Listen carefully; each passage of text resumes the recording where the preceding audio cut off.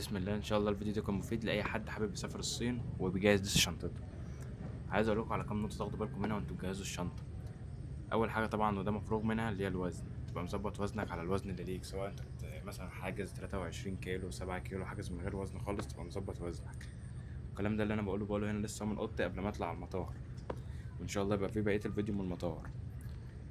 تاني حاجه، خلوا بالكم وانتوا رايحين مع تغير الجو ممكن تاخد برد، فحاول تاخد معاك حاجه للبرد من هنا.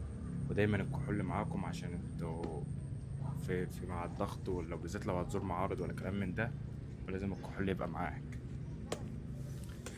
تالت حاجة وآخر حاجة، اتأكد من ورقك كويس لو في تصريح أو حاجة، وظبط مع مكتب الطيران والكلام ده.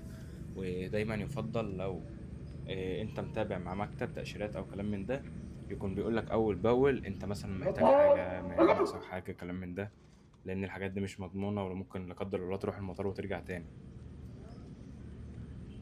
واخر حاجه وتعتبر حاجه مهمه برضو، هي بسيطه شويه بس لكن بتفرق. حاول وانت لو داخل المطار او صاله المطار ان انت يفضل ما يبقاش معاك حاجات معادن كتير عشان ما تقفش على البوابه، تقعد تقلعها او ما تخش. يعني لو لابس ساعه كلام من ده، حاول تقلل من ده على قد ما تقدر. ده الكلام ده في اي مطار بشكل عام، مش مطار الصين بس.